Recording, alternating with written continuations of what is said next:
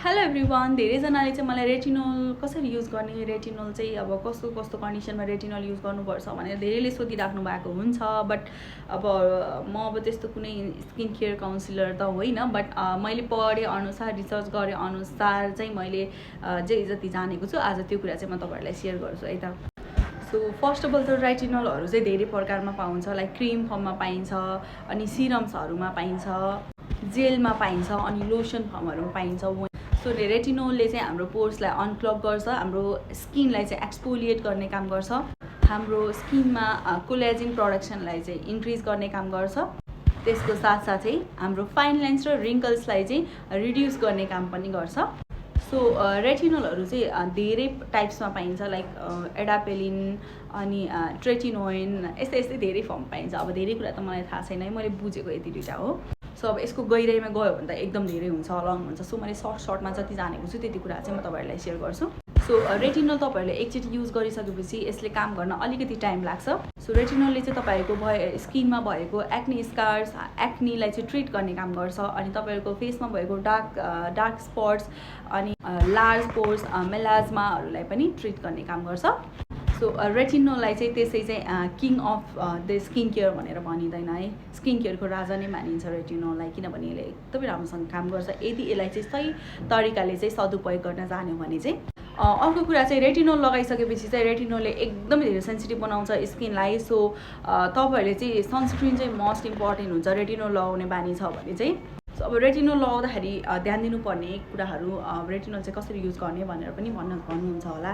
So retinol लगाउँदा जहिले पनि क्लेन्जरले चाहिँ मजाले, एउटा जेन्टल क्लेन्जरले चाहिँ मजाले चाहिँ फेस क्लिन गर्ने, त्यसपछि प्याक ड्राई गर्ने।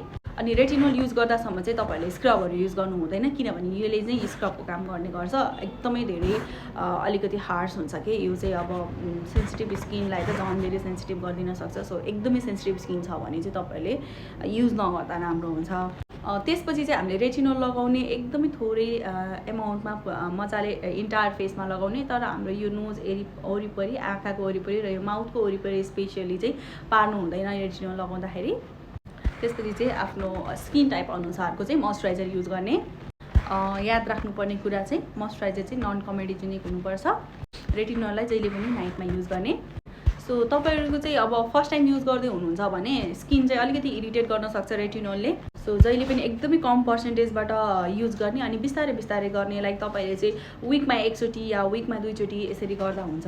सुरुमा चाहिँ विकमा एकचोटि मात्रै गर्नुभयो भने अझ सजिलो, किनभने स्किनले चाहिँ टोलरेट गर्न नगर्न पनि सक्छ नि त, त्यही भएर। अनि अब विकमा एकचोटि या दुईचोटि यसरी लगाउँदाखेरि तपाईँको स्किनमा रेडनेसहरू आएन, इरिटेट भएन, त्यस्तो एलर्जीहरू आएन भने चाहिँ तपाईँलाई चाहिँ त्यसले सुट गरेको भनेर बुझ्नुपर्छ। तर तपाईँहरू चाहिँ बिस्तारै यसलाई बानी राख्नुभयो आफ्नो स्किन केयर रुटिनमा चाहिँ तपाईँले ह्याबिटेट बनाउनु भयो भने चाहिँ यसले चाहिँ अब त्यस्तो प्रब्लमहरू नदिन पनि सक्छ है।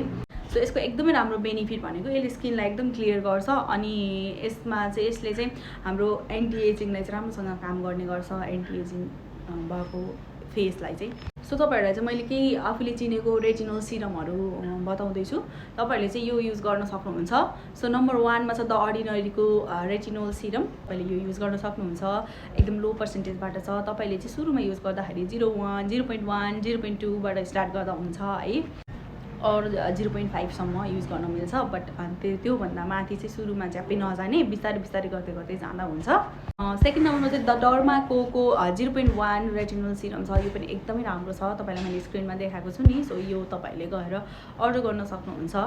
अनि द प्युरेस्ट सल्युसनको चाहिँ 1% रेटिनोल सिरम पनि एकदमै राम्रो छ है। सो अब मैले चिनेको चाहिँ रेटिनोलको बारेमा पढेको बुझेको भनेको यति नै हो। अब मेरो स्किन चाहिँ त्यस्तो रफ छैन, रेटिनोल नै युज गर्नुपर्ने टाइपको भएको छैन। यदि चाहिँ त्यस्तो भयो भने चाहिँ I will definitely use रेटिनोलको सिरमहरू।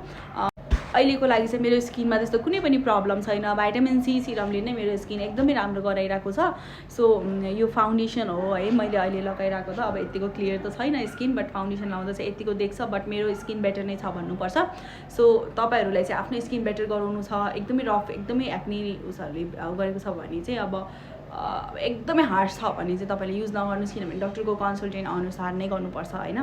So रेटिनोलको बारेमा मलाई थाहा भएको कुरा चाहिँ यति नै हो। तपाईँहरूको क्वेसनको एन्सर चाहिँ पक्कै पनि मैले यो भिडियो मार्फत चाहिँ दिएँ होला। भिडियो अलिकति लङ भयो, बट सरी फर द्याट। आजको लागि चाहिँ यति नै। आई होप तपाईँलाई रेटिनोलको बारेमा चाहिँ अब क्लियर भयो होला है त। Thank you.